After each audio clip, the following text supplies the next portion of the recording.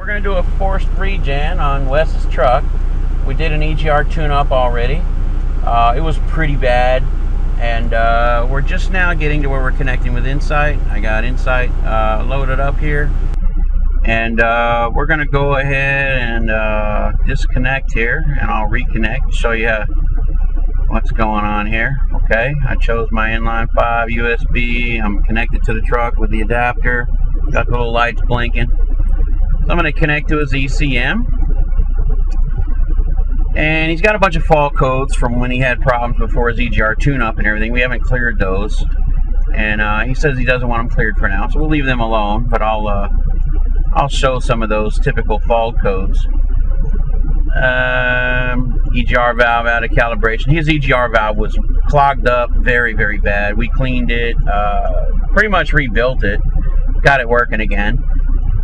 You know, he's got all these exhaust, gas temperature, DPF alarms, yada yada. I'm not going to go into that. I'm going to go into how to do a forced regen.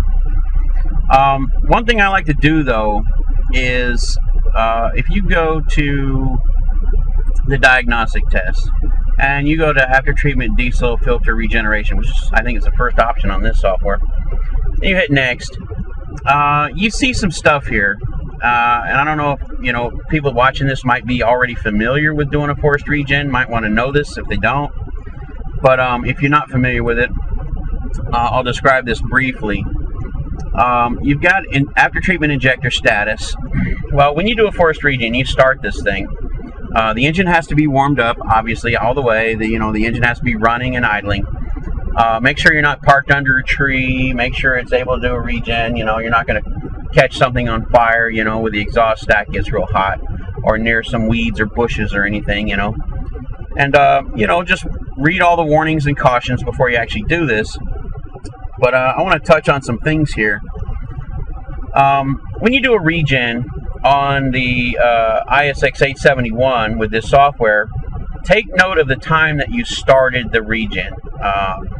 Because what's going to happen is it's going to take 40 minutes. And the first 10 minutes, it's going to load up the engine. It's going to put the engine under a load.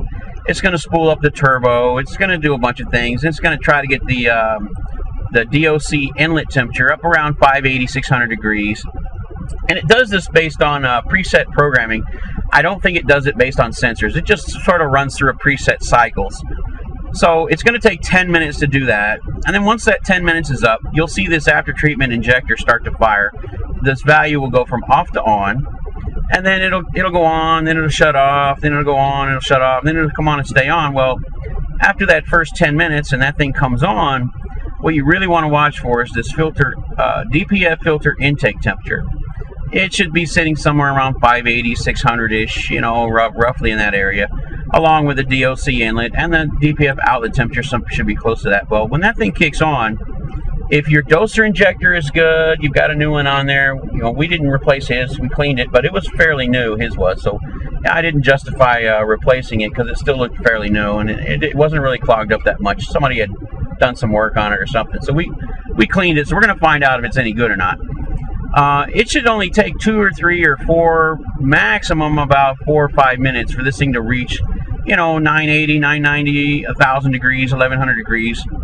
If it takes longer than 3 or 4 minutes, 5 at the most, either you've got an exhaust leak in your exhaust flex pipe, or you've got something wrong with your turbo, or there's still something wrong with the motor. If it takes like 10 minutes to get up to temperature, you've got some serious problems. This thing is not going to regen on its own very well going down the road. So that's one indicator how healthy the regen system is on this, is how fast this temperature will climb from, you know, 580, 600 up to 1,000 after this kicks on. So, you know, you got 10 minutes, this thing kicks on, and then 2 or 3 minutes after that, you know, 12, 13, 14 minutes into it, this thing should be reaching 900 to 1,000 degrees. And then slowly this one will climb. That's the outlet temperature, you know, the final exhaust temperature coming out of the stack. That one will slowly climb as it cleans the DPF out and the fuel burns through it. The catalyst intake temperature should stay around 580, 600 the whole time. And it should not climb. If you see this one climb instead of this one, either you have a face plug DOC, which is actually face plug and not the cry home to baby mama alarm, You know, you get DOC face plug alarms on this engine, like notoriously, whether it's face plugged or not. So you have to kind of ignore the error and just know that there's something wrong. But if you actually see this one climb instead of this one, well, the fuel's igniting on the front of the DOC. It shouldn't do that. And so that's an indicator that you got something serious wrong. And I've seen a few of these trucks, I don't know why or how it happens, but this temperature sensor and that temperature sensor down there on the DPF and DOC itself, sometimes the connectors get swapped.